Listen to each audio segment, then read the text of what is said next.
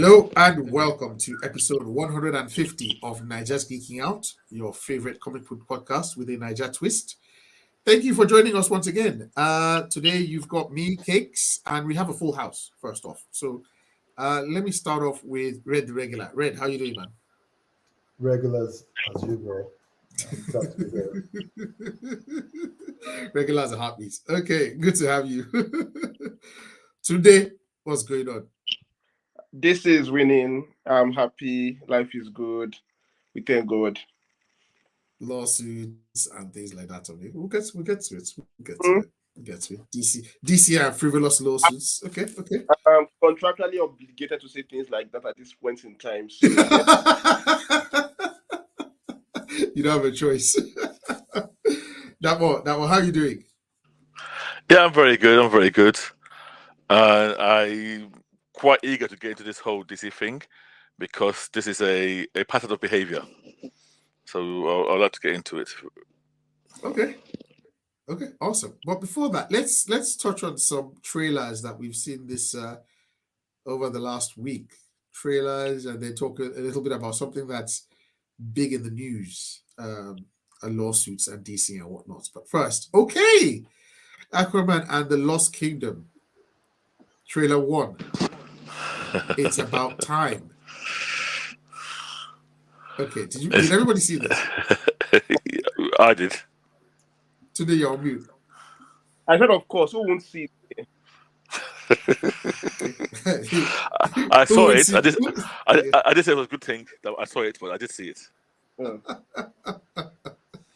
Red, did you see it? I saw it. Yeah, I did. Okay, let's start with thoughts. I want to start with that one. You usually go last. I saw it. It's a lot of visuals and a lot of noise. To me, I think it was just on sensory overload. It was just a lot of noise to me. Honestly, I'm not impressed by it. It was too bright and it was too loud. Wow. And I like the first film because of the visuals. That was my main thing for the first film was visuals more than anything. I didn't really like the storyline or anything like that, but I love the visuals. I think that he's gone overboard.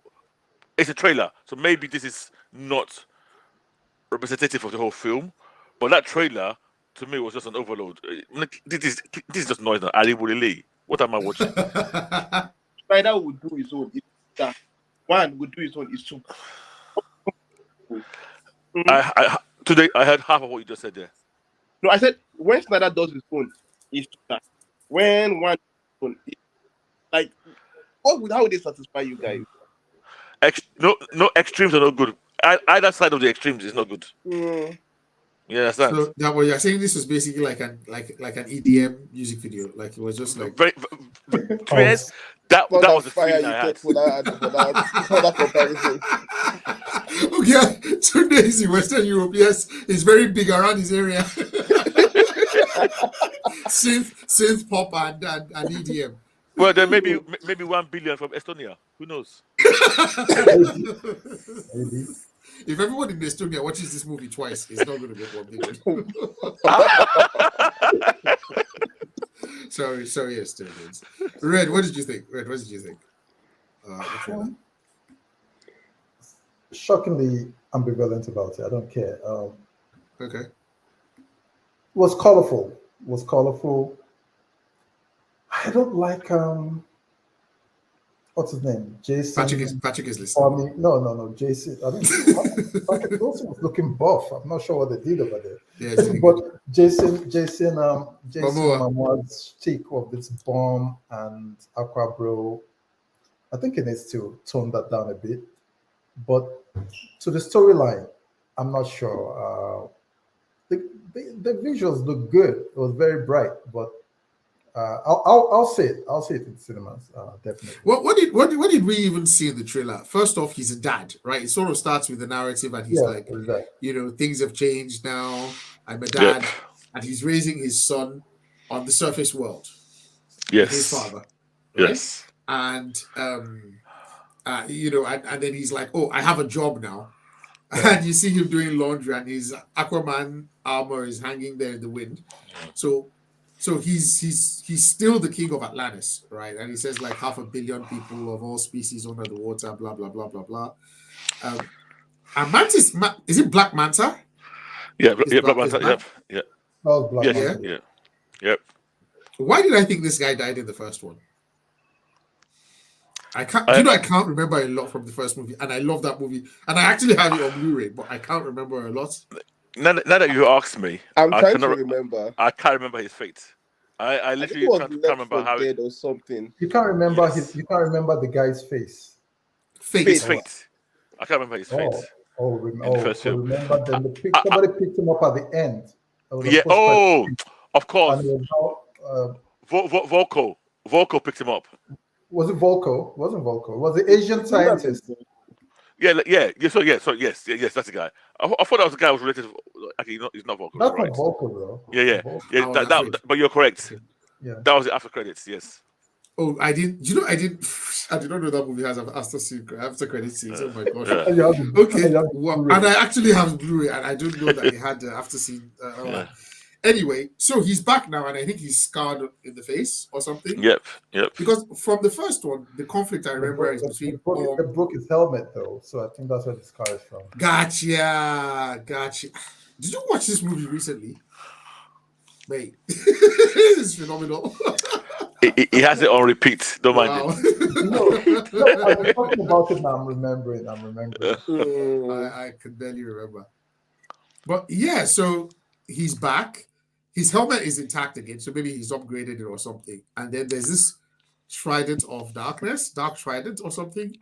Was it the black I've one? heard about this before. The Black The Trident? Trident. Yeah. Black I Trident, can't yes. remember that in the law specifically. I needed to go and look that up. I'm not sure it's something that's been there since. I didn't know we're going to touch on that yet. See, that's a problem I think I'm going to have with this whole more tridents and more just coming up with stuff that is extra out of what we. So the thing is, it's clear that this is their let me not say base weapon in their civilization, right? Yeah. You know, because they have been loads of even the regular people self, they have tridents that they fight with, right? And in is it Justice League? He had like a 5-headed one or something like a pentatron or whatever. Yeah. Whatever it's called. Penitent or something like that. Yeah. Yeah, something right. like that. Yeah, so he had that. So I mean, it only makes sense that it's just the same way we have like lightsabers or something, or I don't know, like our cool weapons are almost always swords, like the sword of omens, sword of this. So it's okay. I mean, it's I didn't have an issue with it. Exactly. Like it was fun. It looked bright.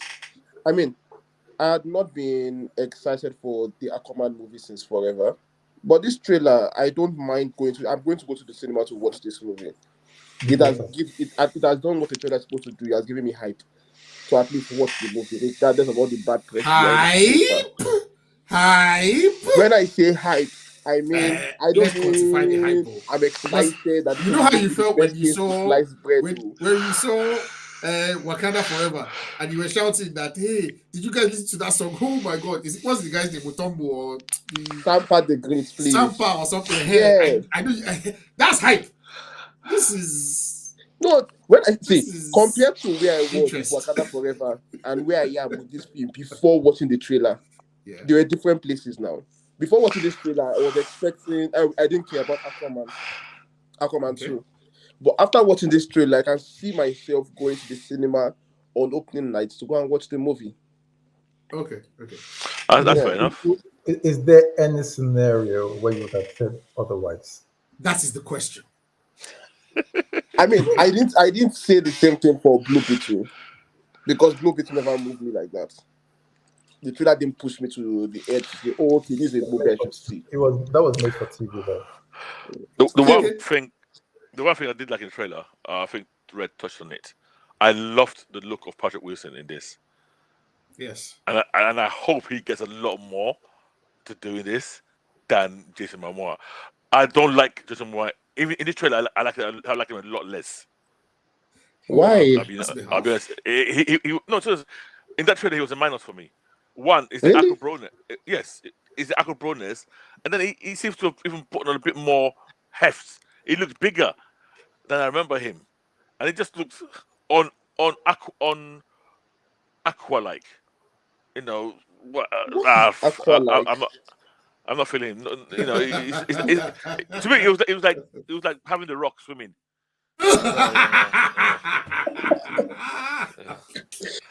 A rock cannot swim. Is what he's saying. No, but I like the fatherhood part of it too. The what? That is the fatherhood. That is a dad now. I like that. I like that new aspect to his I character. like the implications. Yes, I agree with you. I do wonder if there's a bit where after Black Manta comes back, there's a fire. The lighthouse appears to be on fire, which is his home that he shares with his father and his son. So I hope his dad doesn't die. I don't know. That might be like something to spur him on. I can almost 2,000% bet his dad dies in that fire. Almost 2,000% bet. Yeah, it's the kind of thing. It feels like that kind of thing. Yeah, it feels like maybe defending while protecting the son or something. The father. What I don't understand, I guess, and because I'm normally a sucker for father-son stuff. This definitely cold, but somehow the scenes, I wasn't feeling a genuine father. I mean, it was a baby, to be fair. But then I was thinking, where's the mom? Automatically, I was thinking, where's the mom? Why is he raising this kid by himself? Yes, that's a reasonable question. You want to be seen now by a throughout the trailer now. I mean, so very. I suspect this is not a child he has with Amber Heard's character Mira. No. Why okay, you guys think? Okay. Why are you too upset at this idea? No. Why? Yes, why? She's in the movie. She was in the trailer. She was in the trailer. Yes. It will be too much work. What's this thing called? Character-wise, to start adding that backstory to it again. Oh, that in the between part 1 and part 2, you had broken up with Amber, you had gotten it. Like, why complicate and unnecessary this? It's weird, but I'm the exact opposite. I would love nothing more than to just write Amber Heard out of this fucking thing. And I actually would like the fact that the last one was 2-3 years ago, right? Something like that. 2-3. It's 4 years. Natural. 4.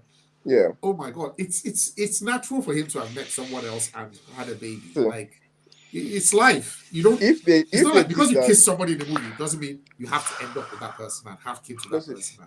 If that was the original plan for it, I'm fine with it. But writing that into the movie because of this thing, there is very little assurance that will be done properly, and it will make sense. He was with the kid out of water, then, right? Yes. Yeah. So Kate might have a point. I don't know why they would do that. But... Yeah. That I was gonna Red touched us. I was gonna say, like, that child was on land. Yeah. And the impression we got was that child is raised on land. A child that he has with Mira, the chances are that child will be raised underwater, either with him or with Mira. Anyway. No, but he lives on land. Maybe they want to see Grandpa. Yes. Okay. It could be. That's a possibility. It could be that. To think about. Or he got to be a Nigerian guy and he's had a couple of side chicks.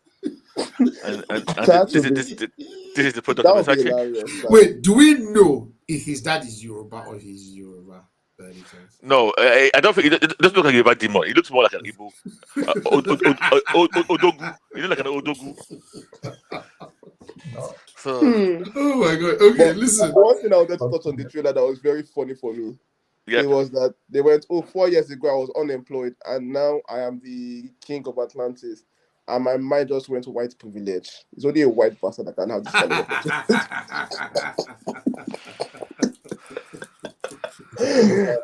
that was the first time I went to. Only you can fail upwards like this from a layabout to the end of the biggest wait, country. actually, what was his job before? What was he doing before? Was he just roaming around? It was just a layabout. Going to Norway, I'm drinking in Norway. If I've been a fisherman, what else? I think it was a lighthouse guy. I think he worked something there. about I think he worked there. I know lighthouse. his Okay. dad did, but I think that's what he did as well. But I was looking at this baby to see if this baby had red hair. I couldn't tell. No, like I think their kid in the comic book has red hair. So, I was can I looking to- ask you a question?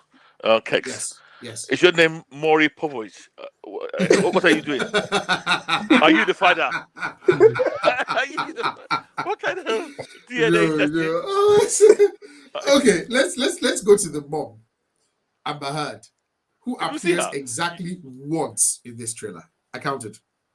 Nicole Yeah, Kidman appeared just more once. times than she did. Yes. What She scene was punched this? she punched like a glass thingy. Okay. Yeah, she punched like a window or something. Oh, so in that glass she punched, was it a picture of Johnny Depp in Johnny it? Depp there.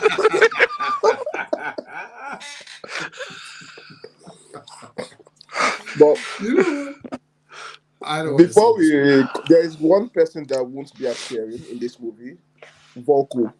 Volko, William Dafoe. Yeah, scheduling conflicts. So apparently the mom is taking up a bigger role in the movie to compensate for that. Right. Very nice. Very nice. Why is it not shown? Why is it not coming back? Scheduling conflicts. They couldn't schedule a time for him.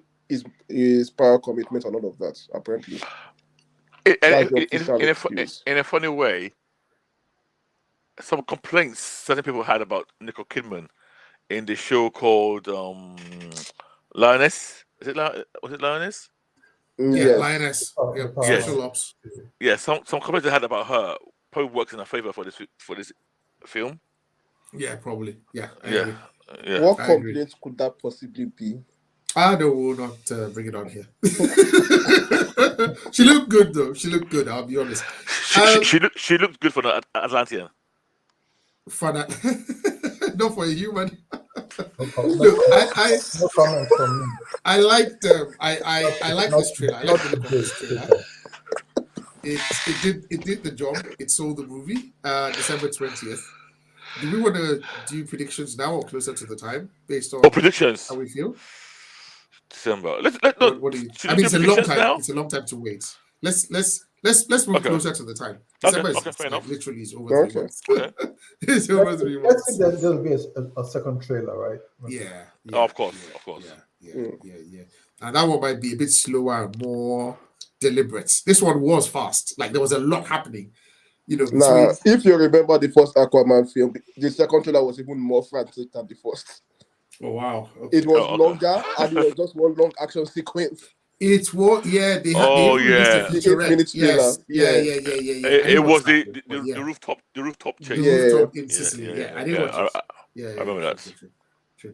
Okay, I hope this does well. Are we going to rate this trailer? Oh no. Let me rate let's go. Let's start. Yeah.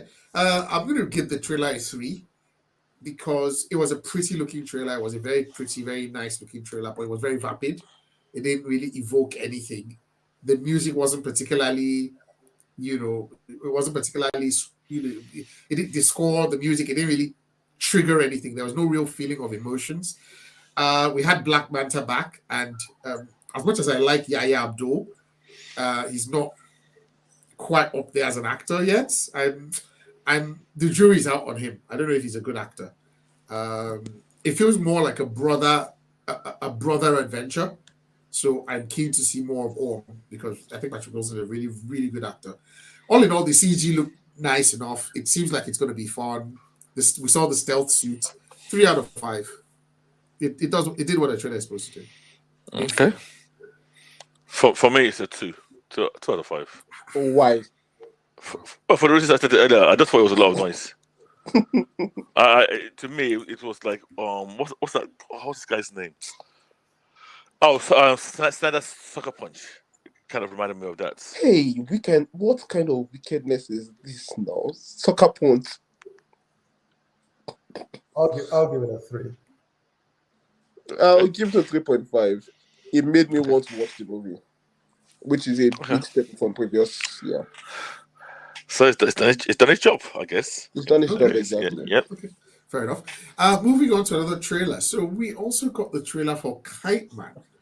which is supposed to be an animated series, television series, which is coming to HBO Max, I believe, guys. Yep. So it's brought from by the same people who gave us Harley Quinn, and it's pretty much in that same Harley Quinn, irreverent comedy, action comedy, superhero type stuff, where you have a villain who is kind of bumbling his way. Now, Kite-Man is from the comic books, right? He's like Yep. I don't even want to say he's a Batman villain, but he's.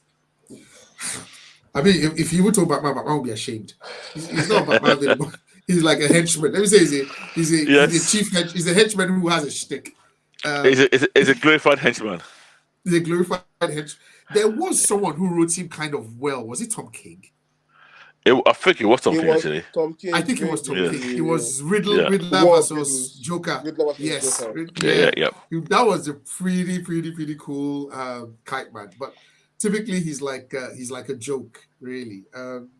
So yeah, he's going to be the main central character that we're following, and it's like I said, written in the vein of Harley Quinn. This drops in 2024. Did you guys see this? What did you think? Did it make you want to watch this series? Did it make you want to watch Harley Quinn, which I hear is fantastic? No. I saw this trailer and I said no. Like that was my instant reaction to the trailer.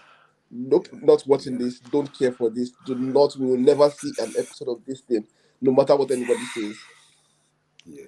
Yeah. I think my thoughts align very much with Tunde's, and I think I saw 3 or 4 episodes of Harley Quinn before I stopped. Yes. And this is more along that line. Yeah, it didn't have my interest that much, if I'm being honest. Am I gonna watch it? I honestly don't know. Okay. I might watch the first 2 or something like that. I might not. I really have no idea if I'm gonna watch it or not. If I'm being honest. Okay. Red. I saw the trailer, and what Wale said just struck me, like a deliberate imitation of Invincible, but also very with the animation style, also very bloody. I don't think I have the appetite for that gore, for this character. Maybe I'm Got getting it. scrimmage. I don't think I'll see it. So the thing is, I don't know if you guys, I know Dapo watched it. I don't know if you guys have seen MODOK yet, the one that they did on Hulu. I actually did. Okay, it's good. So MODOK was one that when it came out, I was very reluctant to watch it. Got the whole claymation thing, but I absolutely love that series. But I found it incredibly funny. It's a roundabout way of trying to get us to Not watch it. incredibly funny, but okay. No. I found it. That's what I said. I Yeah. made it quite clear. I found it really funny. I was very engaged, particularly once I got through kind of the first 2 episodes. I was like, okay, now I understand the kind of humor we're dealing with here. We have a silly Captain America, a silly Iron Man. You know, it's just that kind of very tongue in cheek. I've heard very good things about Harley Quinn. I just haven't had the time yet. But I know I will watch Harley Quinn at some point. I've heard really good things. Let us know how that goes. I will. I think I will watch Kite-Man. I'll probably get in on the ground floor with Kite-Man and see where that takes me. Harley Quinn is something I'm saving for a holiday or something. Like if I'm on a long break, you know, and I'll maybe on a flight or something, I'll watch it. Well, that must be at least 3 or 4 seasons by now. Yes, I think it's like 3 seasons. Harley Quinn. I think Okay. it's about 3 seasons. So yeah, I will be watching Kite-Man from the ground floor. So the trailer didn't do much to sell it, but it's more like, okay, let me just see something slightly different. To be fair, that's a little bit how I thought about Peacemaker at the start before I watched it. I was like, okay, let me watch this. But listen, Kite-Man reminds me more of what's this thing called that monkey show from Yes.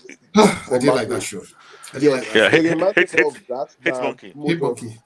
Hit Monkey. Yeah. Because it's unnecessarily bloody. If it was less on the go and more focused on the misadventures of Kite-Man, I don't think I would mind watching a fumbling villain fumble his way through a TV series. I won't mind that. But this is unnecessarily gory, and then you're introducing Dark Side and co in it, and I'm like, Kite-Man. Yeah, so that was So I'm not very Yeah. familiar with Kite-Man. I've never paid particular attention to him. When I saw Dark Side, I'm like, okay, what did I miss? What part of this story is this? But to be honest, this is the kind of show that they should be putting Dark Side. That Dark Side is not Hey, only that is the kind of show that Dark Side should be happy. Are you joking? Is it not Dark Side that they what beat kind that of they insult masses is and the this guy one had now? amnesia? Okay, so This is What where kind of Dark Side insult is should this be. one now? he Kill am, He just, should he not make even just, be he in just X-Men from cartoon. where to If he where? goes to X-Men cartoon, they'll beat him. He should just be flexing for all this kind of man, Kex, Dark Side, the man will wear by you just finished Dark Side. Kex, I keep on telling you, you always go for the nuclear option. When when they come for you, me, yes. Even though secretly I agree with you, me, I will not talk about publicly. But from where to where? Like Dark Side. uncalled for. Oh my gosh. Okay. All right. So give Dark Side small props. Okay, so this comes out 2024. I'll watch it and I'll let you guys know. I'll sacrifice myself. I mean, if I can watch Groot, yeah, I can watch this. Okay. Groot is like 4 minutes each episode. What are you talking about? But it's such a waste of time. That's the problem. I don't not even necessarily my time. I'm like, they gave somebody these things to animate, and then after that person finish, you now be like, you have to do the Marvels. Or you'll be like, are you joking? And then they didn't pay the Why did you person now when ask they came. me? Exactly. Why did you not ask me to do waste my time? So they're paying well. He did 25 minutes of animation for a whole season. Well, how much does he want? Whatever amount the amount they Yeah, paid, he paid enough for that. he's a joker. You say 20 minutes, like it took him 20 minutes to do it. Okay, sorry. It took him a day. Okay. Okay.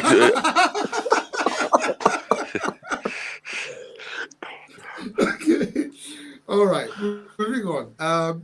Our next piece of news here is on Fables. Vertical's Fables. Right. Yes. Okay. Yes. This So, is an interesting story. Yeah. So over who the was, a course fan, of the who was a week, fan of Fables here? Or who wasn't? I was. I loved it. so I'll be honest, I was more a Fables video game person. I never actually read the comic books. I There are a did lot not. of I did not even know that it was a game. I didn't them. even know. I didn't. I'm Yeah. just hearing about the game for the first time. Yeah, I you read play it. as Bigsby, the wolf, and you're a Okay. detective, and you're solving crimes in the Is that the Telltale games or a different the one? Telltale games. The Telltale games. Okay. Yeah. Yes. So Vertical's Fable Comics. Bill Willingham, who is the writer and creator of Fables. Now, for everyone who's not clear, who doesn't know the Fables comic, it's under the Vertical arm of DC. It's one of Vertical's very biggest properties, and I use that term loosely, but yeah. So it's about a world. No, it's the Fables world has been brought into our world. Am I correct, guys? And we are following the central character who is Bill Bixby, also known as the Big Bad Wolf. And he's a detective and he solves crimes. Am I right? Is that kind of following the same as the comic books? Right. Bixby's a big character, but from my memory, he wasn't the main character. It was I'm now confused whether it was Snow White or Cinderella. I can't remember which one of it is. In the comic. Interesting. Okay. So she was she was like the assistant mayor or something of Fabletown in the comics. Interesting. And I've Okay. read this God knows how long ago, but yeah, it was quite enjoyable. Okay. I love the very concept of bringing fables kind of to almost like a modern day Characters. setting. Yes. It was Yes. kind of unique, and I enjoyed it a lot more than I expected. Because I can't remember, somebody actually told me about this because I've seen and ignored it, and I got onto it pretty late, if I'm being honest. Yeah. But I caught very quickly. I've not read any. There's been new stuff right over the last couple of years, I guess. I think I've stopped reading it about 3 or 4 years ago, if I'm being honest. Okay. So I don't know any of Yeah, the I think new it actually. latest Oh, sorry. Go material. on. Okay, so just Okay. to add in there, it covers most of the, I think almost all the fairy tale characters in modern day. Yes. So there is Yes, the fairy one tale of the first characters. issues That's was what I with remember. the Big Bad Wolf. There's a Cinderella one. The new ones Okay. cover Snow White, Camelot, different things. Yes. Yeah. Okay. So yeah. Nice. Okay, I have to get on this. Anyway, so Bill Willingham basically has taken DC to task now. Apparently, DC have violated a number of agreements, or well, let me see first go at DC. Have violated a number of agreements that they have. There's a few conflicts over Fables for years. So They have been what's violating new? specific violating specific agreements between them and Bill Willingham. And one of them actually involves in the game, the Telltale game, and the sequel that's planned. So I don't have the specifics, but there have been some so Bill Willingham basically is saying that DC have broken some of these agreements, Okay. and because of that, he is going to push out the IP and make it free for all by going public domain. What this means is anybody can now pick it up and write a Fable story. Anybody can pick up any of the pre-established characters, create new characters, and tell their own story without any repercussion or any any threat of loss of a lawsuit. Yeah. So sorry, you wanted to say something? And yes, just to give some specifics as to what Bill is complaining about. The first one is they don't seek his opinion on stories. These are the minor ones first. They don't seek his opinion on stories, always telling him, oh, they overlooked him, he fell through the cracks. Yeah. They are late in paying Yes. royalties to him, or they underpay royalties to him. These are the minor ones. Then the major ones was when they wanted to bring Fables back for the 20th anniversary. This was when Dan Didio was there. I didn't know he was fired, apparently, but he was actually fired. I don't think I remember that correctly. Yeah, it was. I think I remember that. Yeah. It was. Yeah. So back then, they were trying to get full ownership from him because he claims he still has the intellectual property rights with him. That's why he can pull this movie spoiling. But back then, they were trying to get it, and they didn't even understand the contract, and they've not yet been able to clarify. Okay. So the way I read that article is DC were trying to play ignorance. Yeah. Trying to come like, oh, we've done this. I thought that's what the contract meant. Oh, sorry, we didn't read it properly. So they kept on trying that on with him, and I think at one point they tried to get him to sign a new contract that would have shifted ownership to DC via the back door. So basically, they've been trying to use tricks and exactly to get full ownership of this, or to basically cheat him out of it. Do they succeed in one way or the other? No, because according to him, no. Yeah, so go on. According to him, even for the games, instead of paying him money for licensing, they changed it and paid it as consulting fee. Yeah. Rather than acknowledging, oh, this is the money that we actually owe you for licensing this one as the owner of the property. So there's been a lot of back and forth there, and according to him, he's not been able to get a proper response from DC. And nobody is picking his calls or something like that at this point in time. Trying to go over their head, nobody answers. He made a very funny statement in his documents that if you try to ask anybody in DC who their boss is, you won't get a straight answer from any two persons. So yeah, there's that, and that is why he's decided to put it in public. Now, whether he can actually do that. Yes. Well, so this has come back, haven't they, Kex? They've come back with yes, they've come back, and this is in response to a particular statement that Bill Willingham put out, where he said, the one thing in our contract the DC lawyers cannot contest is that I'm the sole owner of the intellectual property. I can sell it or give it away to whomever I want. Sorry, did you want to say something? I said that's a very, very big statement. That's a huge statement. If I couldn't prevent Fables from falling into bad hands, at least this is a way I can arrange that it also falls into many good hands. Since I truly believe there are still some good people in the world and bad ones, I count it as a form of victory. Now, today, go. No, so there are two statements there. Yes. One is the sole owner of the property. Yes. Two, he can give it out to anybody he wants. You can be the sole owner of something and still not be able to give that to anybody you want because you've leased it already to somebody else. So I think what he meant, I don't think he meant he can give it out to anybody, but he's not going to renew his ownership, so it will let it fall into the public domain. That's so. It's I not know, like if you already has an existing agreement with somebody that's paid him money for it, because he has received money for this. But he under an agreement where he's the owner, so he's not giving you rights in perpetuity to these characters. Now, I think where the line, my belief is what DC is trying to say is they probably copyrighted the name Fables. Now, so what you end up with is a scenario like the Shazam scenario, where you can have those characters call their names, but you can't call a film that name, or you can't call a copy. The title can't be that. So, for argument's sake, I can write a comic now with those characters and call the title something else. But when you open it, it's Fabletown. It's the same characters exactly as it is, which is the kind of because I'm sure DC would have copied the word Fables for their title. I'm guessing that's why they came up with that statement.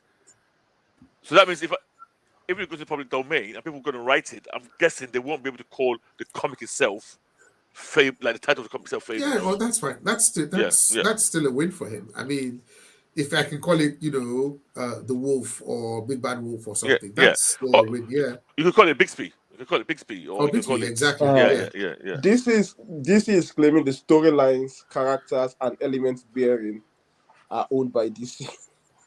Ah well, see, this will be, and I don't know. I don't want to sound like a broken record. DC for me, when it comes to litigation, DC have got a bad record, a very bad record in terms of. I remember what they did. I'm not going to go to details. I've talked about this many times on this podcast. What they did to Fawcett, they basically litigated that company out of business. And it's not that they won the case. Those guys just could not sustain. You can't. That's what they're planning to do. The money needed to keep on fighting the case in court. So therefore, it's cheaper for them just to fold out, to go out of existence. And then so many years later, DC then bought those characters when they came on the open market. In a way, they had similar with Siegel and Schuster, where they basically and so let me to be fair to DC.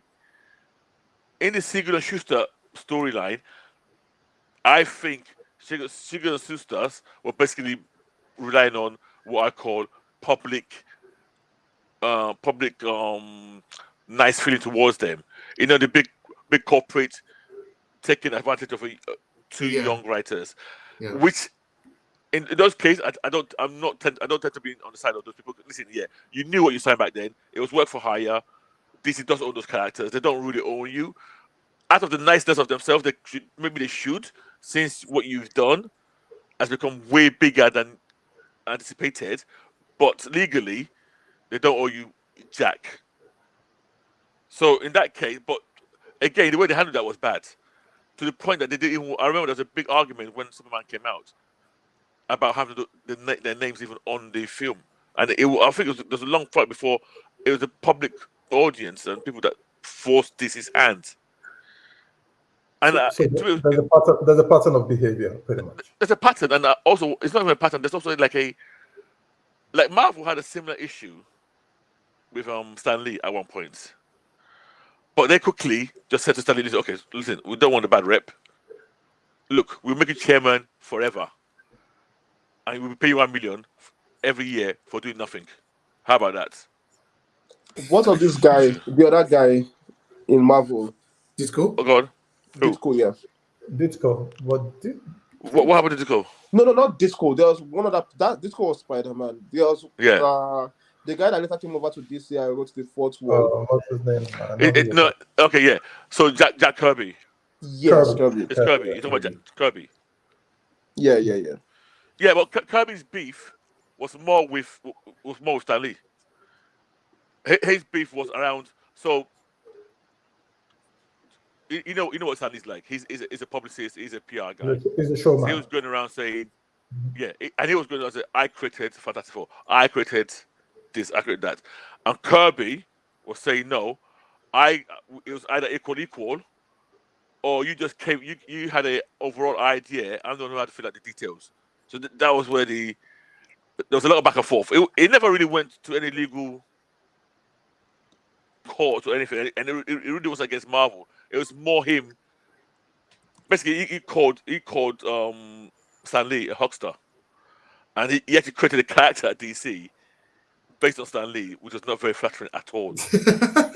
At all. There's a Oh, wow. I can't remember the name of the character. One of the new gods. It's basically, if you look at him, it's Stan Lee. And now, while I'm going to Google his name now. I can't remember. Yeah. So, but to be honest, the thing is, I believe genuinely that it's not necessarily just a DC thing. It's a creatives versus corporations thing. I know we're talking about comic books here and not music, but this happens in music all the time, and it happens. To be fair, it happens with Marvel as well. Disney. And yeah, I mean, this is Disney's stock in trade. But what I'm finding interesting here is the rebuttal by DC saying that no, actually, this belongs to us. You cannot say that. So it feels almost like there is a legal battle about to kick off, which is quite sad because, if I may be honest, I believe that they'll just keep dragging it until Willingham runs out of money, which is most of the time what happens. But that's the beauty of the move. Go on. He has said it's public domain, so it's not him they're going to be suing. He's not fighting. Oh, you mean they will be suing? You mean they'll be suing anyone who uses it? Yes. Gotcha. So okay, it's not. enough. They can't. He said it's legal. So if somebody is big enough, if Netflix says they want to adapt it now, they have to go to Netflix. And Netflix, they have this claim from the owner that said, "Oh, this is my property and it's legal." This thing. Yeah. Yeah, it's public domain. So that's it. Anybody can publish anything, and DC has to start fighting them one by one. So he's not fighting any battle, anything like that. That's fair. Yeah. And just the character that Jack Kirby created was called Funky Flashman. Oh wow! You know that you didn't even put any thought into it. It was just like let me just. Oh, if you read the comics here, it was so blatantly an attack on Stan Lee. It was embarrassing. Funky Flashman. Oh jeez. Okay. Yeah. So that's it for Fables and Fables. And can I just make one comment, one last comment on that? Because I normally always very met with the creative. This time I'm 2,000% behind Bill in what he's on this and what he's done. I mean, if and let's always put a big if because we never know the full details of these things. If what he says is accurate, so I'm behind that. And what I don't like is people being sneaky, and this is something that corporates do a lot because they've got the lawyers who can read this contract inside out and can use semantics to twist it. They can afford to try and be sneaky, and if you're not clever, you're not on the ball. You would easily get duped. Easily. For all our creatives out there, please remember to have an agent or lawyer go over your contract with a fine-tooth comb. Yeah, we've got lots of put pen to paper. Yeah, before you put pen to paper, exactly. A deal that looks really good might actually be screwing you out of, your IP, and then they can do whatever they want with it. Now, since we're basically a comic book podcast, there is a comic book out there called Public Domain. By Chip Zdarsky. I think we read that. Maybe was it early this year or last year? Yeah. So about 6 issues. I think it was last year. Yeah, about 6 issues. We kind of. Is it done? No, it's done. It's done. Oh. It's done. Yeah, maybe 6 or more, but it's done. So read that just to get a sense of how these things happen. You can have a character that's going to be worth billions in a few years once you start doing movies and merchandising and whatnot. Do you really want to sign that away? Think about it. Okay. Cool. So moving on to our main discussion for today, guys. So last week we promised that we were going to talk about Geoff Johns. Geoff Johns, if you're a comic book person, if you're familiar with, particularly with Big Two, He's been the president of DC. He's been the chief creative officer of DC. He, I would say, when you think Geoff Johns, pretty much like Jim Lee, or who else are the big DC guys that when you think about DC? Wow, that's hard. Well, In modern Jim, day, Yeah, modern day. Jim- Yes. in modern day, Geoff Jo- Johns, Jim Jim Lee, Lee, Jim Lee, Mark Waid, Tom, maybe, but Tom King. Mark Waid. Mark Tom King is still a small boy. Tom King is still a small boy. you will still call Snyder before you call Tom King. So Yeah, Scott Snyder. Yeah, you're right. Yeah. you still You call know, Scott Snyder before you yeah. call. But Geoff actually, is young. He's young though. He's 50. who's that? He's young, Oh, but he Geoff knows, Johns. he knows his Yeah. stuff. Yeah. You know, Yeah. And he's been around in DC for a while. For a Yeah, while. Yeah. For a while. I'm not even sure he's worked in anywhere else before this. This might have been his first gig and he's just risen through the ranks. But he's like, yeah, he's I kind of want to say he's a comic book genius in that he knows the business very well.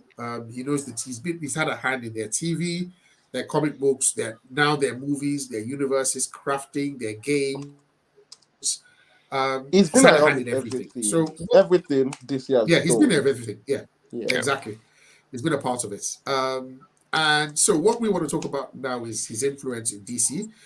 And do we think he's I don't want to use the word fraud. That's a bit harsh. Whoa, At the we're end- not talking about no. here. Yeah. No, he's not a fraud. I think let's just talk about him and his impact and his inputs to DC, right? Where he's done well, where he's failed, and then at the end we can give him a passing or a failing grade, right? Okay. Based on how well we think he's done or what he could be doing better. Let's start with the comic book. So let's talk about the classic or the big comic books that he's had or the big comic book characters that he's created. Right. Do we want to start with the just random, like the big ones that we can think of? Maybe like things like Oh no, let's start from the very Jackets. first one. The very Okay. first one he created, and I think that's his favorite character, and that's Courtney Whitmore. That was his first writing gig with DC, and Okay. he pitched it to the office Stars and Stripes about the Star Spangled Kid and his stepfather. Okay. It was from there he later started writing because James Robinson saw him and he started writing GFC with him, and then from there he became a big boy. So like when you want to talk about Geoff Johns, I think that's like the first person to touch on. What's that name again? Stargirl. Co- Yeah, Stargirl. she's based on his sister. Yes, Past- exactly. Okay. Yeah. Okay. Yeah. Like Sam Alexander is based on this Sam? Jamie Alexander. Yeah. No, Sam Alexander. Yeah. Sam. Yeah. Okay. Wait till you come in. Based on This his guy's son. Yeah. Yeah, his son and possible. Right. I like Courtney Whitmore. As the character, I like the character. I've always liked the character. The comic Star Stripes was okay. I don't think it was brilliant, but it was not bad either. So for a starting character and comic, I thought it was a good enough start. So that's my view on that. But I think the character itself has grown. I mean, with Geoff Johns in charge of DC, it's not surprising. But she's grown, and I've always liked her. I've never, not at one moment, disliked her as a character. Yeah. Like the character, did not like the comic books. What? Okay. Like the character, did not like the comic books. Comic book. I'm more on the character in general, but you've seen the influence of the character over time. I think, but I think that character and his next book, GSC, has informed a lot about his career and some of the decisions he has made over the years. Because I think those are his babies. If you give him an option to write any book, he would always go back to this book. Always The do weird some thing form of way try to tie it back to those histories. Yeah.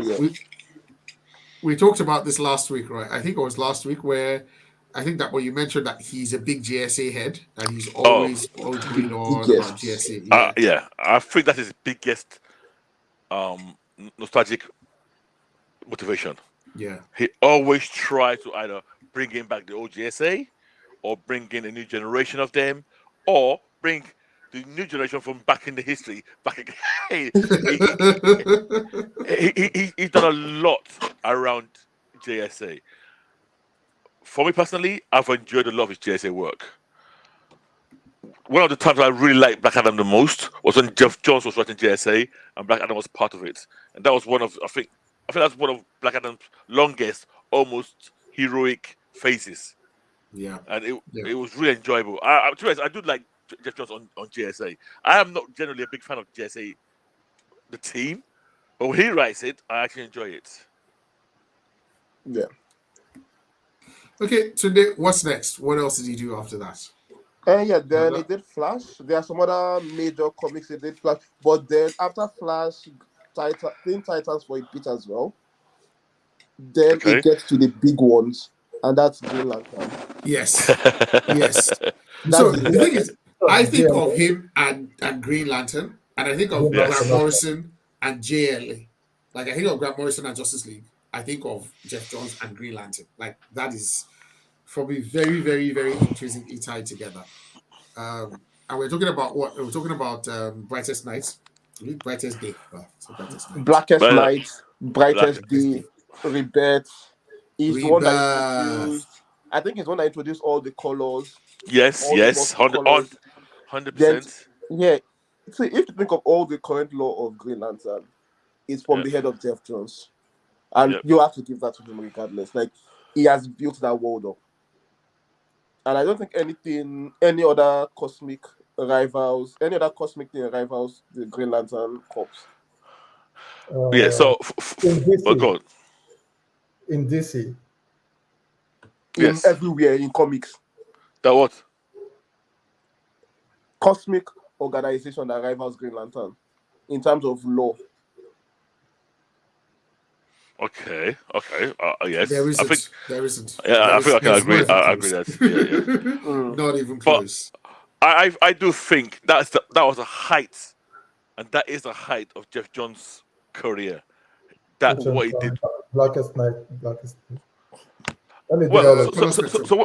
so when people say Blackest Night, that always brings to me the end of that storyline. When the death call, to me that was the weakest part for me. Yeah, Yeah. that It's end was it's everything before it. The Brightest Night, the color spectrum.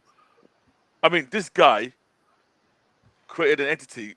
Was it the Blue Lanterns, Yes. which was Hope? They're the Hope, Yeah. Yes. and the entity was called Adara, Yoruba for for hope. The Yoruba word for hope, Adara. Just that little touch alone, It will be well. Yeah. it will be well. Yeah, I loved it. I just loved that whole thing. And apart from that, the whole color lantern thing, I really got into I really became a big fan back of the Green Lantern Corps because it was not just Hal Jordan anymore. It was Yeah. loads of Yeah. members. You had the Yeah. Blue Lantern Corps. You had the fair ones. You had The red. Yellow Corps. I'm trying to figure out all the rest. Red. Orange. Red. Yeah, red. Yes, anger. Red. You had So orange. yeah, you Purple. had Yeah. and it was well done. I really enjoyed it. Wasn't he created the Yellow Lanterns? No, Yeah. you All didn't create no, you didn't create yellow. yellow. It is. No, Yellow's No, been around for a long yeah, time. yellow, I green, think it was only yellow and green. that and he had. Yeah. and purple. That was Sapphire. Sapphire, Yeah. Sapphire. They, Yeah, I think she was the only they, one. Sapphire. they were all existed before he took Okay. over, but all the rest came from him. The blue, the red, the green. Was that orange? What was green? Orange. Lapis orange. Orange. Yeah. It was just one So person. he added that to complete the rainbow, basically. Yeah. It was very well written. The other one. That's a big win. To not underestimate the importance of that storyline. I'm trying to think. There are very few comic book storylines that have expanded the comic book lore as much as what Geoff Johns has done for Green Lantern. The closest one to that would be what Hickman did with X-Men in terms of building up the lore and changing up the lore of a particular comic and shaking it up. No, I don't think a few people have done similar. Like I would go Mark Waid on Flash. I would literally say what Mark Waid did on Flash reverberates to this day. What he did, he introduced the Speed Force. He introduced all the you know, So I think Mark Waid on Flash. trying to think who else. No, I'm not going to say that guy because all his work has been thrown into the dustbin. Who? No, I was going to say John. Okay. I was going to say John Byrne and Superman. Yeah, it's all but Grant been Morrison basically had the multiverse. He wrote the And the Bible but on they've thrown it away. multiversity. and they but binned it. it's still I think it's still so relevant though. Honestly, I still think it's. No, it's I still agree relevant with you. It's the one that I always defer to. It's the one with defense He too, cheats on his as own work. fans. But DC has been this for whatever dark metal, and whichever new Infinite Frontier they are planning next. So that's that. Yeah. But yeah. Okay. What was next after that? So Green Lantern. What else? So for Green Lantern Yeah. top marks. Yes. Green Lantern top marks. Then we now start seeing things like Infinite Crisis 52. And then his run on Superman, which that's the question of Crisis and 52. Right. So can I ask a question? Yes. Because there's so many crises, I always get it mixed up. Which one introduced Superboy Prime and also had a Flash deal with him? Was that Geoff Johns? I'm trying to remember. Because there are so many. Yeah, so I want to make sure who wrote what. Because if that was the one he did, I will give kudos to him. I think yes, because that one I still enjoyed it. I think this one had Superboy Prime in it. Okay. Yes, this one had Superboy Prime in it. The Infinite Crisis, it has Superboy Prime in it, yeah. So that's probably the one. Yeah. Okay. But I still like, to be honest, I don't give kudos to any DC Crisis since the first one. I have to be honest, I'm right there with Tunde. I legit, all of them to me have been so. I can't remember them apart from the very first one. The Crisis. All the Crisis. Yeah, all the Crisis. Like, so you don't remember when they brought Superman Prime in? No, I remember when they brought Superman Prime in. And he murdered half the universe. Yes, and it was half the heroes, and then Flash.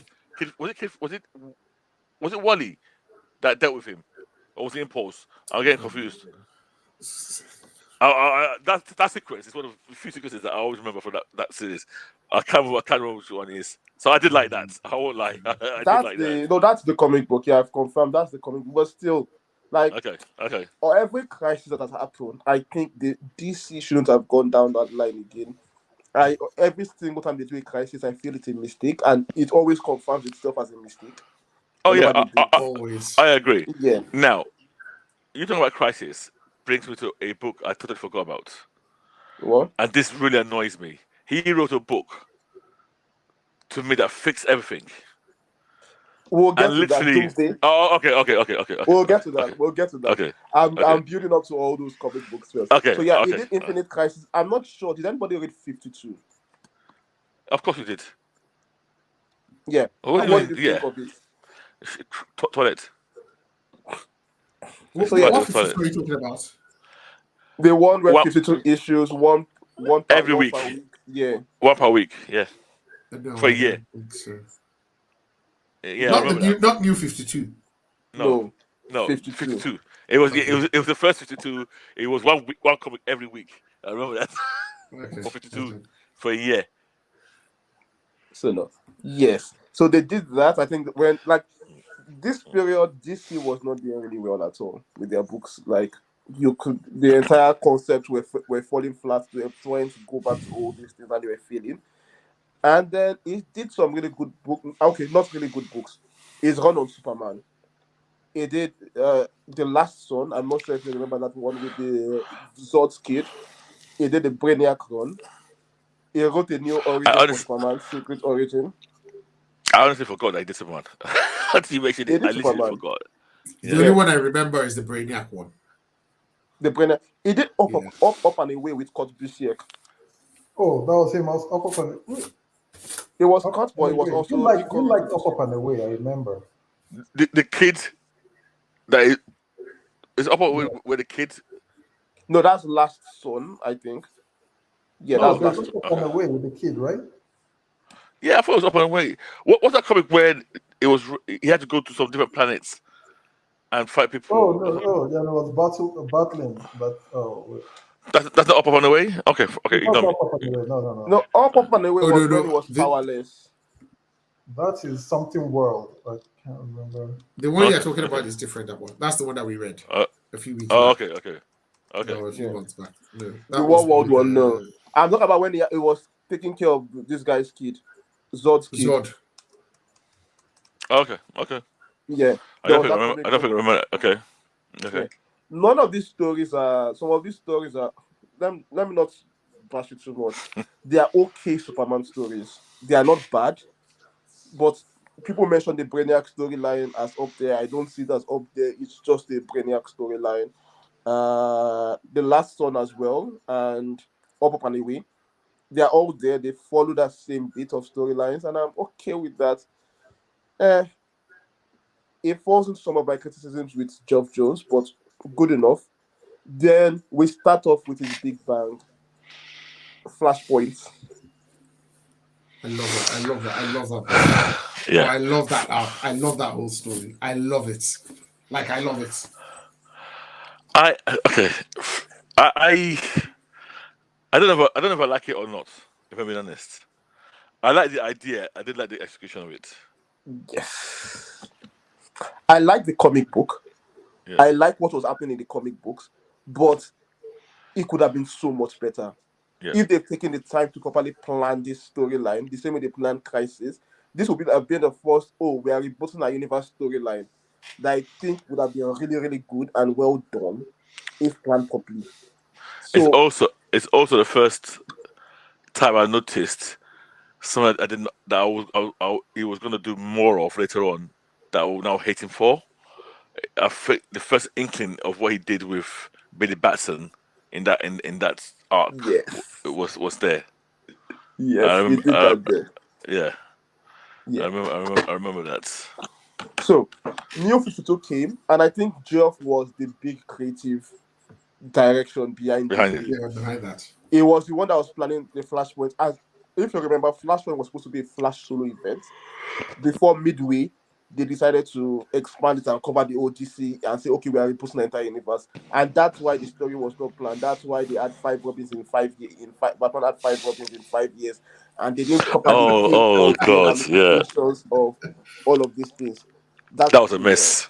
That That was was a a complete mess. mess. Like they missed it still pains me that they missed such an opportunity in their hands because Flashpoint brought a lot of people back to comics.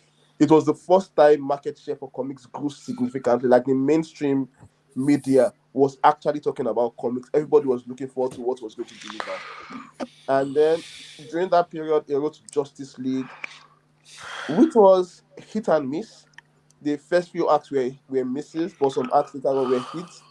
It's up and there. Do you know? Uh, Do you remember what arcs he wrote in Justice League? he I'm trying wrote to the remember. origin arc. He wrote Justice League for like 50 issues. The origin, the first one with Darkseid. Then he wrote the Oh, right. Wait, Did he write the one where Batman took off the ring of Hal Jordan's finger? yes, that was him. That was Yeah. like Okay. in the first Yeah, six okay. issues. Yeah, I remember Yeah, that. Yeah. yeah. He wrote the did he Amazon write the virus. one with? Okay, sorry. Yeah. Go on. Sorry, Sule, go No, on. continue. Which Go one? on. Did he write the one with Prometheus? No, I think that was before him. Yeah, I think that I'm was not sure before. Prometheus was 52, Okay. Neo Okay. 52. Yeah. Okay. Yeah. Okay. Okay. No, Prometheus was Grant Morrison. Oh, I'm almost 100% sure. Okay. Okay. Okay. So he wrote the Justice League, and yeah, but one thing I'll give him credit for, he wrote Aquaman, and that's the Aquaman that we are using nowadays. If you guys remember the trend, it was in his book. That the Aquaman, yeah, he The made trench. Aquaman Okay, cool. okay. Yeah, he made Aquaman cool. He wrote Green Lantern during that period as well, and Mm, it okay. wasn't that bad. He introduced Simon Baz. He introduced this girl. I think it was when I introduced this girl that is scared of Cruz. Cruz, Jessica Jessica Cruz. Cruz. Yeah. Yes. So this is where I started having issues with Geoff Johns, but and not because of his writing. Most of these books were well written, except Justice League in some parts. But because it keeps falling back and remains static in the storytelling. It keeps falling back onto old truth and all of that. Then it did Forever Evil. I hated that event. I did not like that. I didn't like that. that That was the event. one with the How baddies. was this? Yes, where it started with off with Lex and with the three Justice Leagues fighting, and then the bad version of the Justice League from Earth 3 came to our Earth. Oh, Yes. got you. Yeah, And then Superman pushed the moon to block the sun. Okay, I remember it now. They pushed the moon to block the sun. Was that Jones also? That was Geoff Johns. Like he sat down and he wrote this.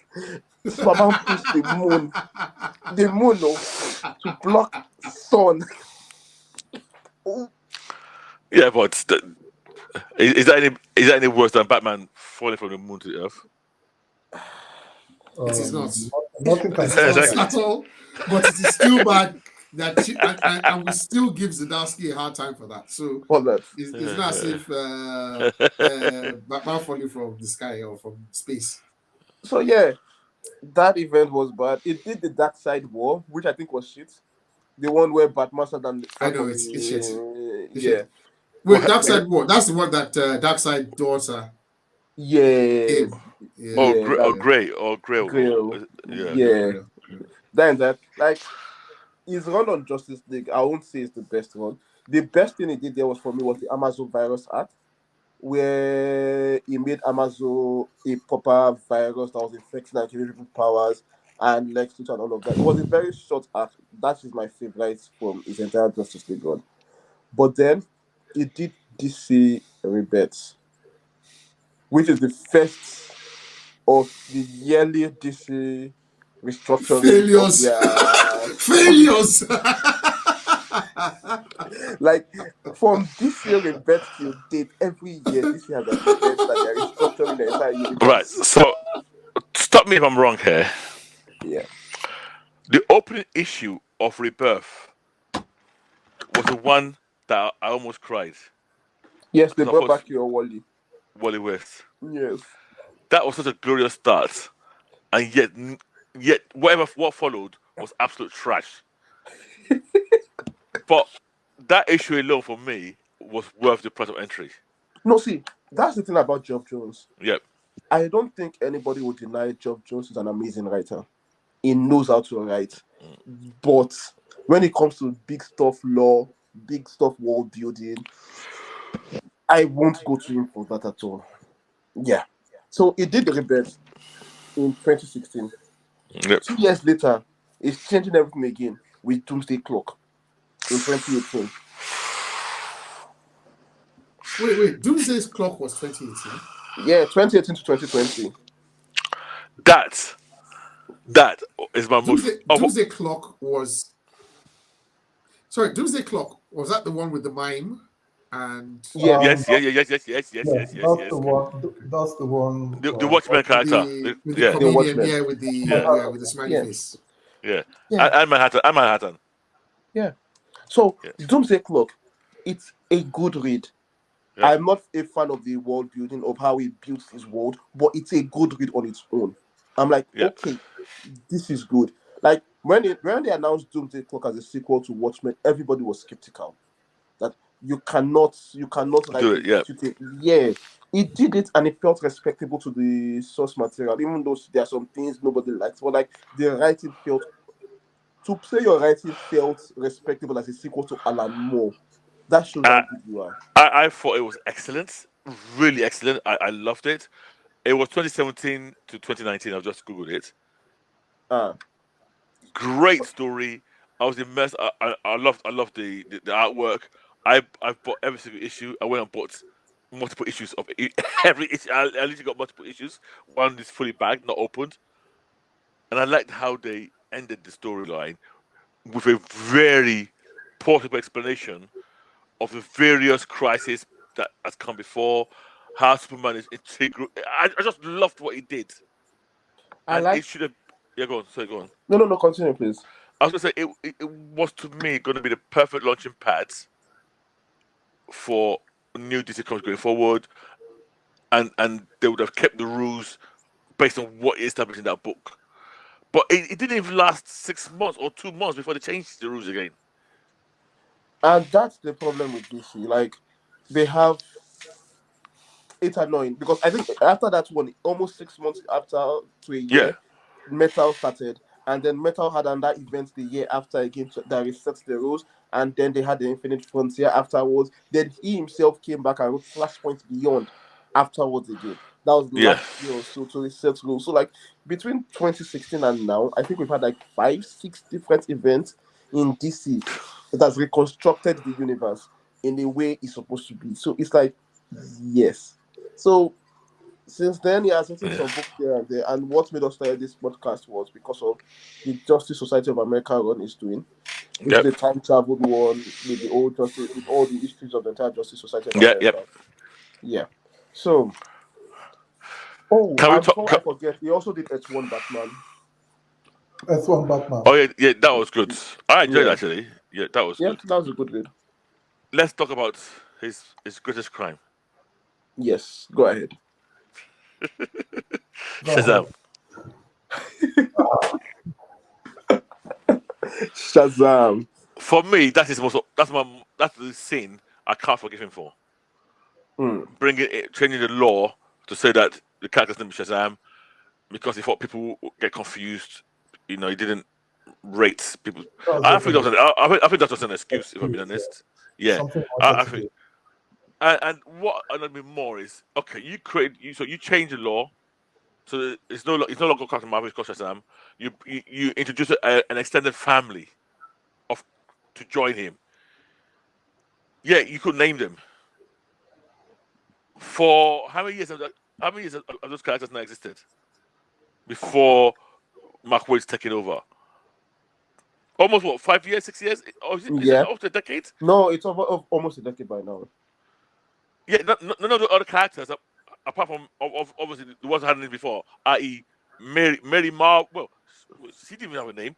At one point, she was called Mary Marvel. But during his tenure, they didn't call her Mary Marvel then. No, they didn't call any of them names. Yeah, they had 0 names. It was just it was what was gone. His run wasn't that long, was it? If I remember correctly, it was like it backup wasn't.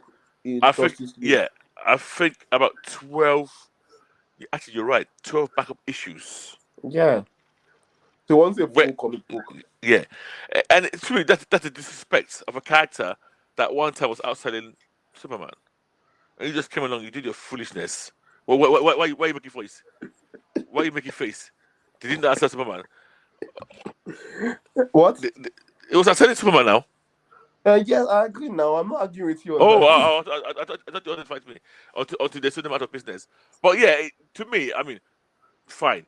I have a personal bias because obviously Captain Marvel was my favorite superhero. Bias.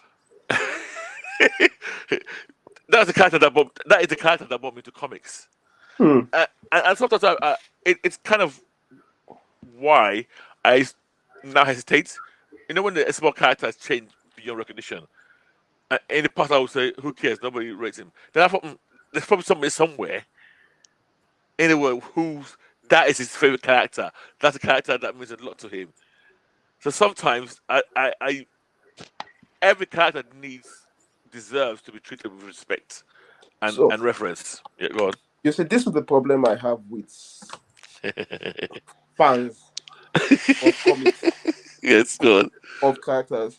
Yes. You are so married to your version, and this is the problem I have with writers like even Geoff Johns and other DC writers. Yep. You are so married to your version of the character that whenever people try to make them change, and immediately you get the chance to get your hands back on them, you are going to be undoing every storyline to ensure your vision is the correct one and is the one that stands. Now, Shazam, when you wrote it down, I didn't mind the change that much because I'm not married. I'm not as big a fan of the law as you were. But my problem with that storyline wasn't that it changed the name. I think it was well written. If Billy was a less abrasive teenager, like it was well written, nobody would particularly care about the name change except some old men like you and older fans that love the original storyline. But you've almost explained it better than I actually tried to explain it myself.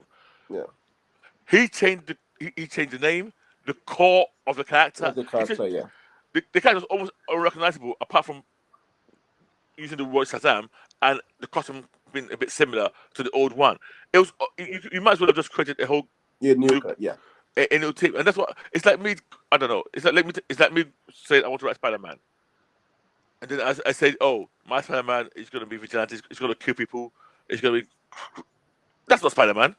It could be an alternate universe Spider-Man, but don't tell me that's my regular day-to-day Spider-Man. And, I agree with that. yeah, so I think that was my that. Well, yes, I was biased. Don't let me even sugarcoat it. I was very, very biased anyway. And luckily, we're getting. And it's funny, the number of fans who felt the same way. And when I say fans, I mean Captain Marvel fans who felt the Yeah, same way. We were legion, but obviously nobody was listening to us because nobody cares about you. But yeah, yeah, so now if you look at all these stories, and yep, especially the ones where he's doing reversals of storyline, one thing you know about Geoff Johns is very nostalgic. He's married to the yes, vision of the yes, yes, characters as they were when he was young. yes. Him, I will even put people like Grant Doesn't Morrison a explain bit why in he that. would change the Shazam name though. What? Doesn't explain why he would change the name. Okay. No, not Shazam. Shazam is in making his own stamp on his Yeah, character, saying, "Oh, I'm trying to write Spider-Man for new kids to understand. I'm going all dark and edgy with that feel." But look at what he did with Wally. He took him back again. He said, "Oh no, I don't like what you guys did with this new Wally you are creating. I want my old Wally back. I'm bringing all my old characters back and all of that." They are so married to this vision of DC as hope, like hopeful characters, and I think it hampers the storytelling that this is possible with. If you take Doomsday Clock, for example, yep, and that's his best work. yep, Yeah, Doomsday Clock, it built up a new world. It built up like you could see like what Ickman tries to do in what Ickman does in yep, Marvel, where you see yep. different factions here and there, Right, and you have Black Adam gathering heroes to his side, like so many storytelling potentials there. But a short cuts it for a very simplistic storyline where Superman acts like a yep. fool to start World War III, and you're like, you can allow your storytelling evolve better than this. People have changed in terms of what they are looking for in storytelling. Do you Yeah, think it could have anything to do? So we're going to get back to the yeah. core of this topic is do we think he's a good writer or not? Do you think it also has to do with the fact that he had split the duties? He was now not just writing, but almost steering the whole. Like he had a official role as I can't remember what his title was back then. It was president. Yeah, president of DC. Do you think that affected the work he was doing? I think it's not affected because I will blame him more for this Okay, because he could okay, have done better. He was in the unique position where you have very few writers, where very few writers have ever reached, that you can basically say this is how the company should focus. This is how this story should be told, and it was in the position to direct the story that is saw fit. The only other author I think has been in that position is Hickman, and Hickman doesn't even have the overall authority. He just gave him a mm, second of the universe to direct as he saw fit. So he had yeah. the authority. Okay, this is how we should write the comics. Everybody should follow my lead, and then you lead them up a cliff. So it's like, what are you guys doing here? Make up your mind in the kind of stories you're going to tell, and just go further. Okay, we've spoken about the work he's done in comics. Yeah. Before we run out of time, I wanted to mention the work he did on Smallville. Yes. Now, there was a point, and listeners, please pardon me. I can't remember the exact seasons. There was a point. I think it was towards the end of the latter seasons, like maybe the last 4 or 5 seasons, where he would write 1 or 2 episodes per There was season. 3 episodes in total. I was surprised. I thought it was more. I thought, okay, those 3, was it one per season? Yeah. Okay, right. Yes. So every season for the last 3 seasons, I think there was always a Geoff Jones episode, and I always look forward to it. And they always tend to be ended up being the best episodes those seasons. Yeah. And yes, I kind of and again he did do his GSA thing because obviously in one of those episodes he brought GSA back. I know. Were his seasons the It ones brought with Jesse back. throwbacks? It did the Legion of where Yes, super. the Legion of Superheroes episode. Yes. I'm Yep. not sure I did the Wonder Twins episode as well, but there was the one where he created his own mini Justice League, where Yes. Yeah. So Red, you were saying something? I was going to ask, but Tunde answered. I was going to ask if the ones he did were the throwback ones with the nostalgia, because there was one Yes. where Christopher, what's his name, the original Superman came, the original Oh. Christopher Reeves was on. There was one where Margot Kidder was on. The I original can't remember this in episode. Smallville. No, I don't remember that. The ones he did were the ones where he brought the teams in, basically. The teams in, not the okay. Yeah. So on TV, Smallville, he was writer for like 3 episodes. He also wrote a couple of episodes of Arrow. Flash. He wrote like 4 episodes of Flash. But he developed do we know were there anything special? Do you know what it is? I can't remember. I didn't follow either of those 2 shows enough to care about them. Titans, he created it and wrote like 5 episodes. Hey? Yeah. Zero. That's zero. What? But I think the episodes they wrote in Titans were like the Superboy episode that was really, really good. If you remember the Superboy introduction to Superboy. Did you do the Hawk and Dove ones? I don't know. I would have to check for that. Okay. If he did those ones, I will give him a lot more props because by doubt they were really good. Yeah. Okay. He was the showrunner for Stargirl. I'm okay with that. It's not. I won't say it's great, but I was okay with it. I enjoy it. It had its charm for me. But I would also understand. I do know that some people, I think Kex one of them, did not really enjoy that show at all. Yeah, it doesn't appeal to everybody, to be honest. It's for a specific audience. It was Wonder Woman 1984. He wrote the screenplay for that. I don't believe that. I'm not buying that. I'm not having that. No, you said that to me. That is appalling. That is like the worst of the worst. Yeah, he's actually listed as the screenplay writer for that. Right. So I just got up the list for Teen Titans. Yeah. He wrote Hawk, Hank and Dawn, Geoff Johns. Oh. He also wrote. So he wrote the opening episode with Akiva Goldsman. He wrote the one. He wrote Origins. I think that's what you're talking about. Yeah. He wrote the Doom Patrol one as well. Oh yeah. Okay. So yeah. And then they wrote Hank and Dawn. Yeah, Hank and Dawn. That was the first season, and it was not. Okay, it was Hank and Dawn. Yeah, Hank and Dawn. Yeah. Second season, no. Well, he was part of the closing or opening of second season, which really was meant to be first season anyway. We know that. There's a long story about season 3. Oh, he wrote one, the opening episode. I don't care. Oh, Barbara Gordon. This was the one where she was fighting in the chair. No, I don't think it was that episode. I hope not. Oh, okay. Oh, and he wrote "Dude, Where's My Car" in the last season. Yeah. Which was, you know what? That one clearly, I could see his hand in that one. This is where they introduced the idea of Gar being able to see the multiverse in the Reds. Okay. Yeah. So, I'm not like, what's this thing called? His work on TV is fine, but his work as a writer is fine. But my biggest doubt, and I don't know, he's been the overall head of DC for several periods.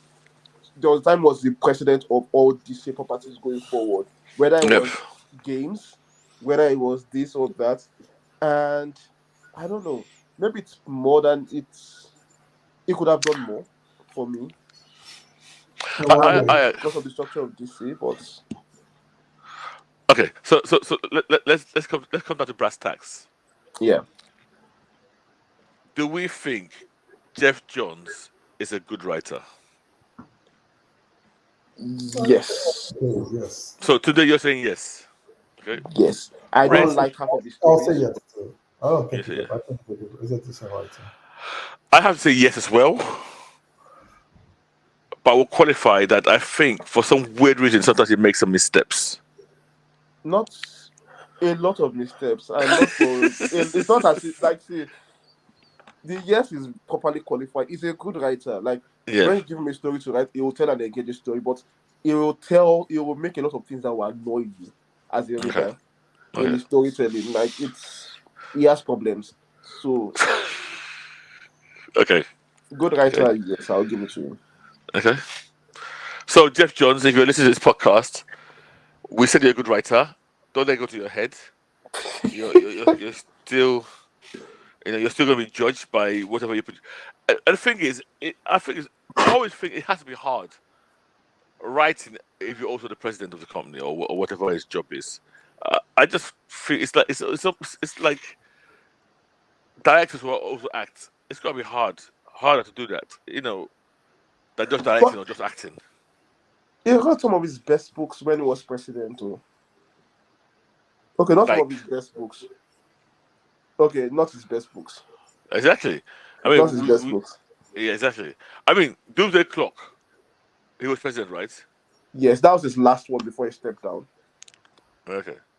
Yeah. Okay. So All right. it was president throughout the entire New 52 run, from Brightest Right. Day, before Brightest Day, from all of that downwards to. So yeah, Geoff Johns is a mixed feeling for me. He's a good writer, but he should never have been in charge of DC in general. Overall, I don't see another person that could have done it. Can, can, But can I say something else as well? yeah, While we're shooting everybody in the head, even Jim Lee, how did he get that job? I don't. It's because they like they paid the dues. They kept They promoting were them. So there it's like, at the right place at the right time, and I think they were. I don't know. Right. Is that not partly their problem then? whoever there was nobody else. Oh, Why do you mean there's nobody else? They could have hired somebody new. Somebody. outside. Yes. Mm, I mean, look. Okay, let me ask you a question. If you look yeah, at the editor in chief of Marvel, you don't know it from anywhere. yeah, CB. I can't pronounce it. CB. Let's Kuski or something. yeah. Who is he? The CB has been in the business for a while, though, Yeah, for but a he's long not. while. But he's not a He's big not a name. nobody. Yeah, Yeah. No, but even like, what's this You go saying on. now? If you look in the comic business in general, Yeah, even the guys at the top, Kevin Feige and the rest of them, yeah, they've all been involved in some way. They didn't just come out from anywhere. yeah. But okay, so They have let's that history yeah, but let's take Kevin Feige. He was involved in a capacity that translates to. to running the company. Mhm.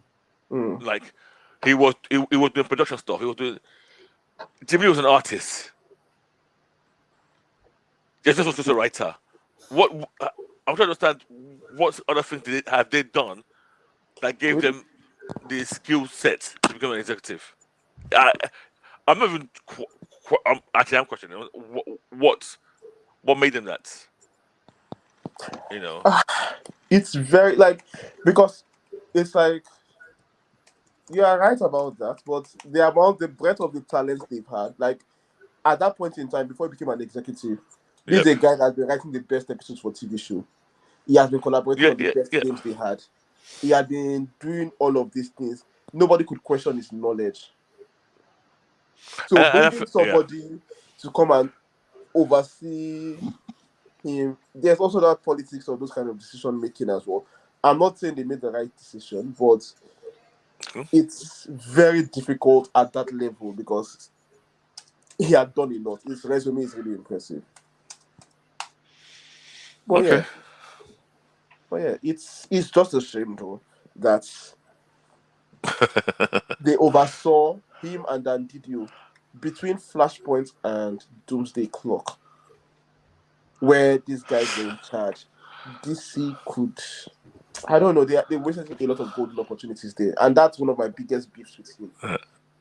instead of taking time out to establish storylines, they fall back on nostalgia. They fall back on. I think they're too quick to make decisions. We saw the perfect opportunity was when they did the whole reboot, the new 52. They could have just stuck with it and just that was the perfect platform. But I think once things are not going right, they quickly change and just try something new.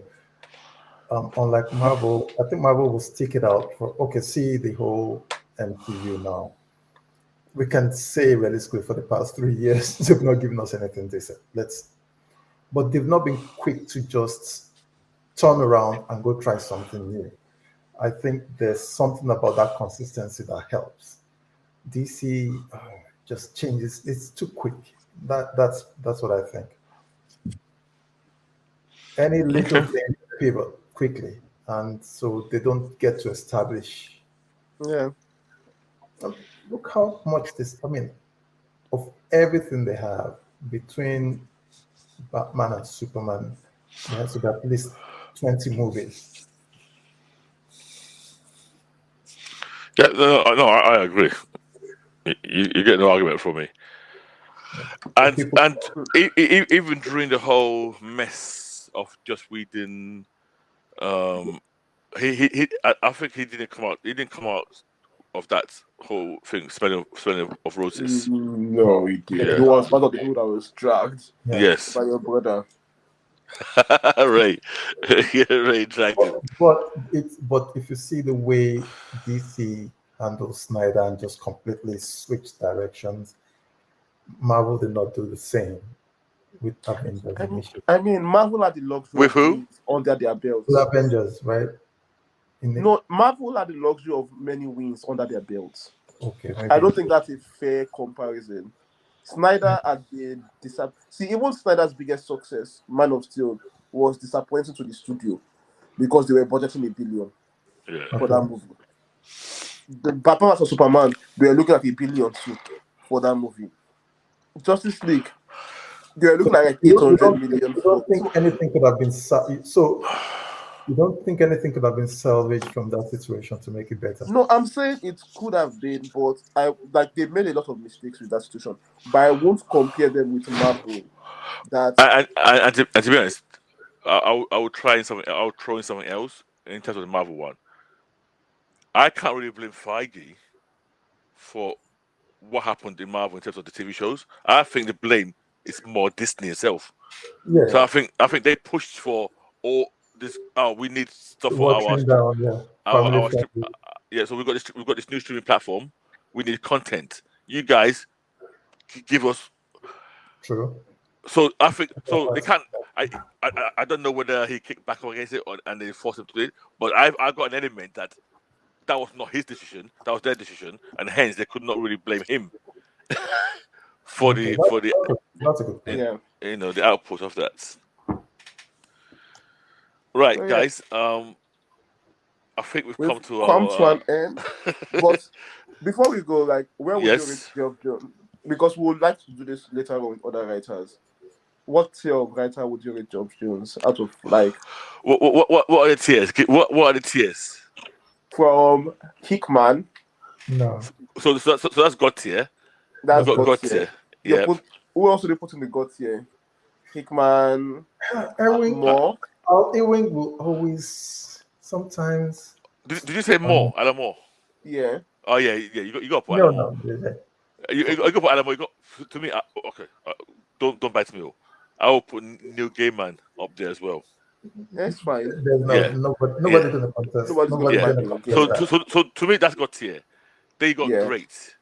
Then you got your great. So where would you put your great? Would Erwin be considered great? Yes, I'll put Erwin. I'll put Aaron. Yes. Would Geoff Johns enter that list? No. I'll put him. Good. Good. I'll put him good. He's not great. Sorry. Okay. Put it this way. Mark Waid has given me some great runs. I don't think I'll still put him as great. Really? Actually, I told my mind that. I changed my mind. To be considered great, you have to be consistent. Yes, I think so. I think Jeff got too many missteps. Yeah. When he can be great. Okay, let me give you this. He can be great on his good day. I mean, for me to call But- someone great, I look at their best body of work Yeah. and say, okay, how many great books has this guy? Like, what's their best work possible? Yeah. And that's Yeah. what you use to judge them. No, you Sure, can't. you can be. No. No, if you use just one Not- book, they get lucky. They get lucky. It's only God tier writers to me that have been consistently great. But No. writers that No. have produced God tier work. You can't use their best No. work. No. I disagree. I disagree. I disagree with that. You've not seen a ship player score a hat trick. Yeah. Once, Yeah. and never come back. So like, No, because like I will put John Bryan as a great writer just on the strength of the Superman run and nothing else. No. See, just that one Superman run. this is why I'll slap you.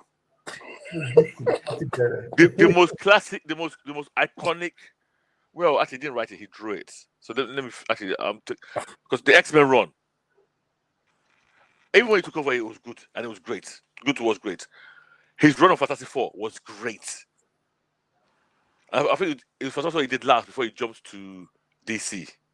Then he did Next Man, his own self-publishing, which was good. I wouldn't call it great, but Superman was great. I still think he should be up there. I still think Geoff. Nah. I don't personally, I would put him great. I'll put him good. Who did AVX again? What's his name? Where would you put Claremont? No. AVX is who? Claremont is great. It's great, right? Yeah. Yes. Not God tier, but great. No. No, let me stick with great. How many great runs does he have? Different stories. Well, Claremont. Mm-hmm. So Claremont, Dark Phoenix Saga. Yeah, the Dark Phoenix Saga is most iconic. Yeah. Then Days of Future Past. Yeah. Oof. That was good. Both made it to the big screen. Yes. But anybody who wants to do X-Men, all of them want to do those stories.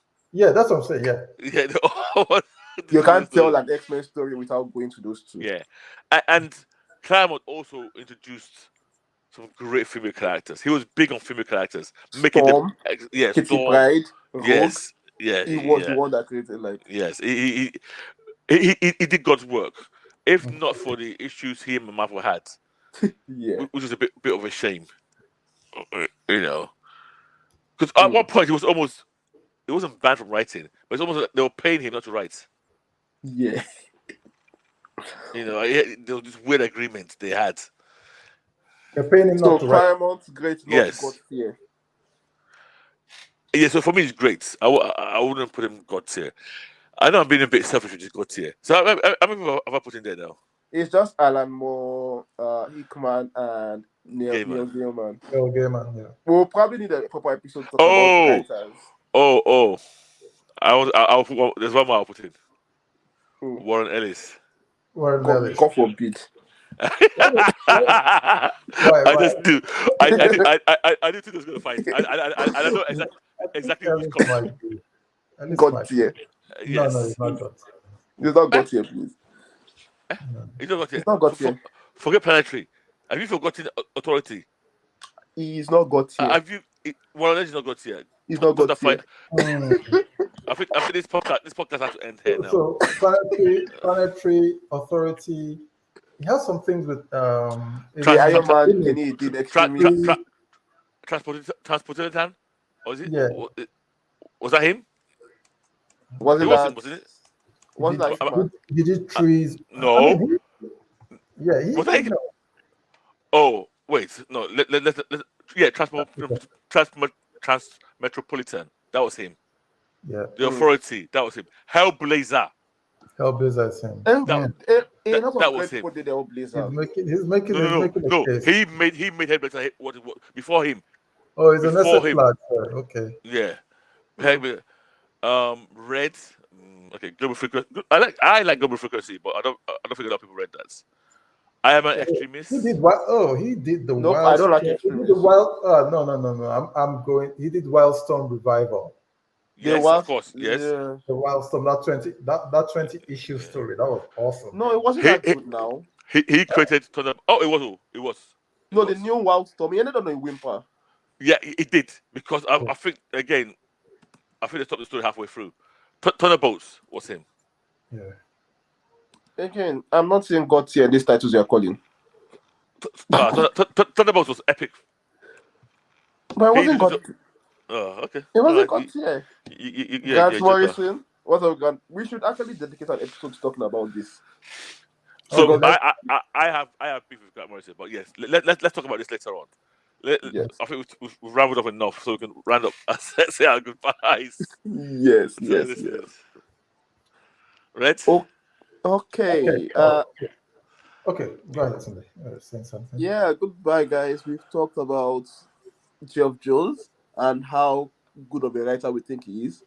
Probably next week or another time we'll sit down and properly rate and rank all the best writers we have and see where they fall in the various tiers.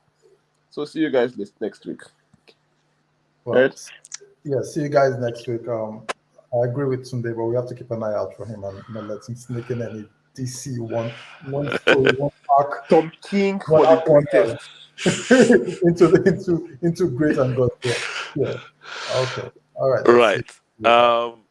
And it's a goodbye from me, guys. Thanks for listening. Please subscribe, like, follow, whatever Keck says normally, and I'll see you later.